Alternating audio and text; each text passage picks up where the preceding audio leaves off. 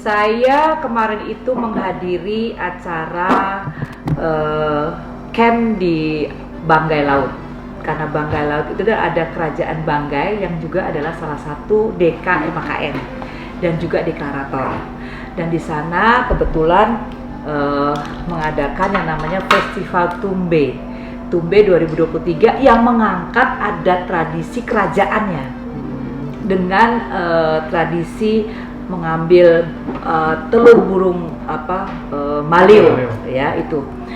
Saya di sana tanggal 3 hari, tanggal 4-nya acara, lalu saya juga ke makam para leluhurnya, juga ke keraton kita semua, dan sangat luar biasa antusias masyarakatnya. Dalam satu hari, satu malam sambil penutupan itu 26.000 yang hadir, dan UMKM-nya itu bergerak signifikan sekali, luar biasa. Saya waktu tanggal 5 tuh tiba-tiba ditelepon sama Bupati, Bunda pulang nggak? Kita mau ke loh, saya belum siap-siap. Saya pikir saya nanti lagi siang next week, itu nggak ada. Oke. Dan saya kesini alhamdulillah ditemani Babinsa Kota Banggai, karena memang saya baru pertama kali, dan suami saya waktu itu malam itu melepaskan saya untuk naik kapal tuh dia sangat aduh ma dia bilang gitu, oke lah, yang penting ada telepon kodim, akhirnya alhamdulillah ya bisa. Nah, sampai sini, dan saya yakin semua perjalanan itu ada izin Allah dan pastinya ada restu leluhur. Alhamdulillah, karena niat luhur kita di MKN ini, saya di MKN ini adalah semua yang ada di sini seperti Paduka yang mulia Mekongga, yang mulia Pangeran, yang mulia dari Luwu, lalu Moronene ya dari Lawi, hanya ingin merawat budaya leluhur. Itu intinya. Agenda FKN itu adalah agenda yang memang sudah demikian lama berkesinambungan, tidak baru muncul ya. Yang sekarang ini adalah FAKN. FAKN itu adalah Festival Adat Kerajaan Nusantara, dan kali ini yang kedua untuk Majelis Adat Kerajaan Nusantara ya. Yang pertama kemarin di Sumedang Larang. MKN dilahirkan ini adalah menginginkan bahwa kita yang menggunakan nama kerajaan atau kesultanan harus benar-benar memiliki keabsahan, kesahihan bahwa kita memang adalah trah dari keturunan atau pewaris kerajaan. Makanya di MKN ada 5 syarat untuk menjadi anggota MKN.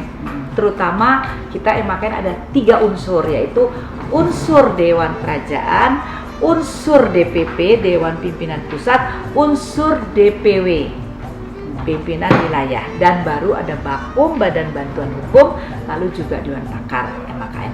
Nah, 5 syarat itu untuk Dewan Kerajaan, unsur yang paling tinggi yaitu adanya keraton, adanya banyak nama untuk istana ini. Kalau di Papua Rumah Raja, di NTT Rumah Raja, di Bali Puri, di kami Keraton, ada Kedaton, ada Kepaksian, namanya apapun, tapi itu yang betul-betul ada silsilah, ada dokumen yang menguatkan bahwa itu bukan baru, betul-betul ada. Kalaupun sudah tidak ada, pasti ada petilasannya ya, karena banyak juga kerajaan-kerajaan yang punah karena DITI, karena G30S, karena kalau di Bulungan di bagian Kalimantan karena ada eksploitasi Malaysia ya, itu tapi tetap ada petilasannya, ada bahwa dulu di sini ada kerajaannya. Lalu yang kedua yang menjadi syarat menjadi Dewan Kerajaan MKN yaitu adanya sultan atau raja yang ditabalkan, dikukuhkan oleh siapa? Lembaga adatnya ya.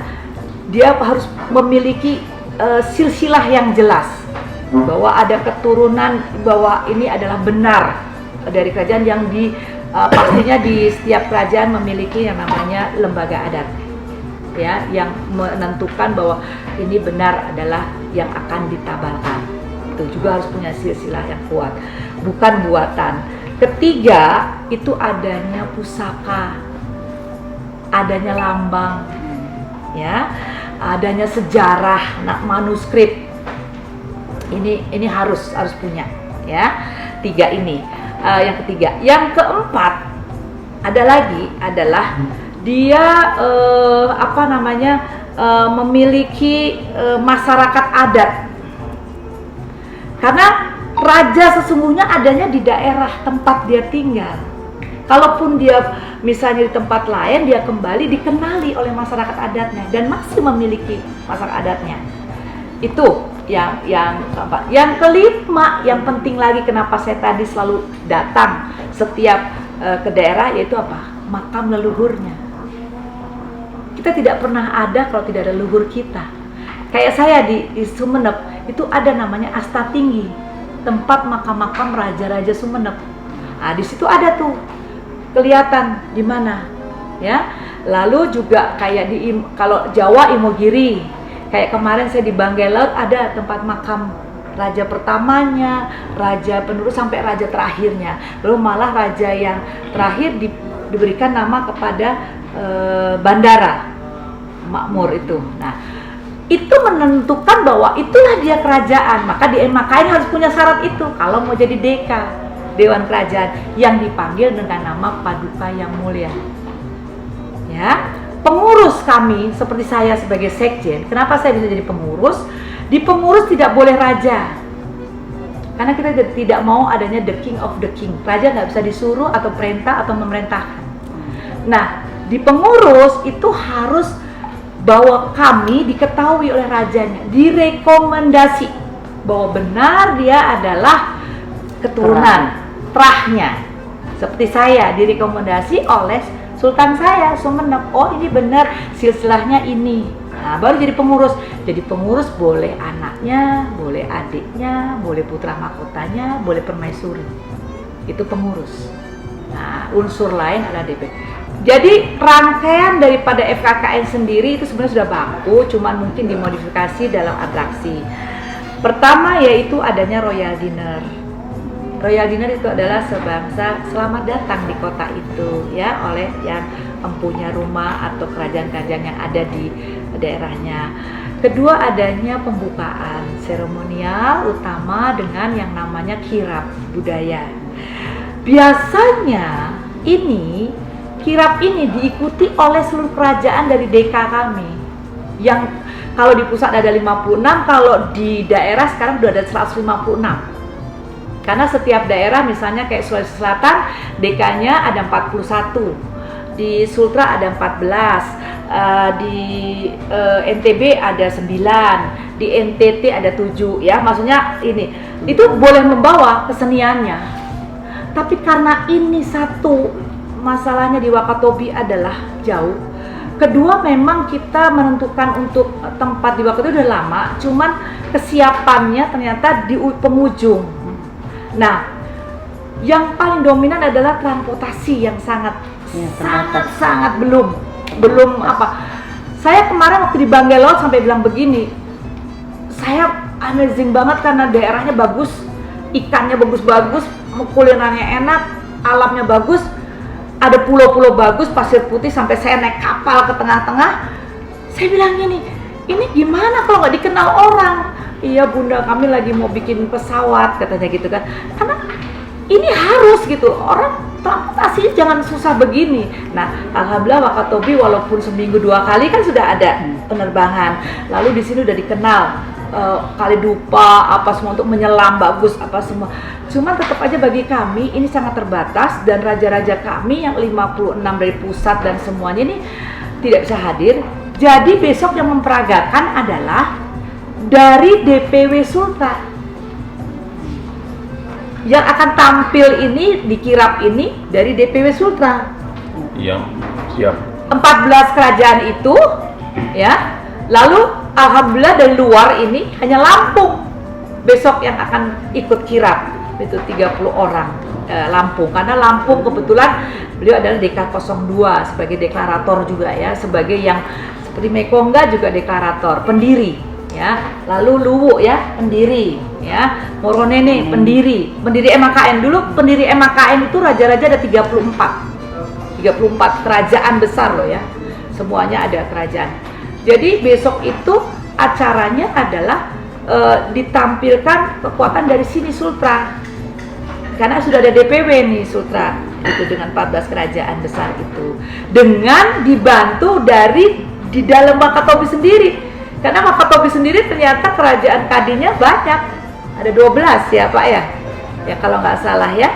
Nah itu sendiri, dan juga dari pemerintah daerahnya yang luar biasa supportingnya kepada mereka, sangat menjaga adat tradisi budayanya, maka ini semua akan ditampilkan juga dari kekuatan dari pemerintah daerah.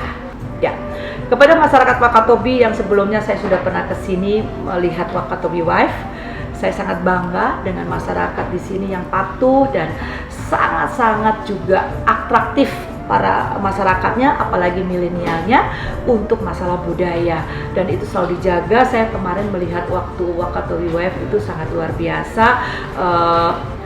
Buat saya menjadi begini, bahwa orang tidak boleh menyangka bahwa di Indonesia Timur tuh lebih ini.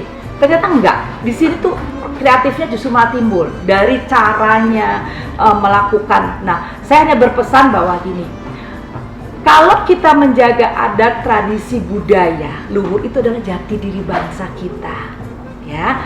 Kita harus jaga. Kedua, kita harus lestarikan. Ketiga, saya minta kepada kaum milenial, kaum Z, dan kita semua ini, cobalah mengerti bahwa ini dibangun dengan tidak gampang. Mereka semua para leluhur kita mempunyai dedikasi yang sangat luar biasa, menanamkan filosofi kehidupan yang sangat tinggi, dan itu sangat berguna untuk kita hidup di kehidupan sekarang, ya.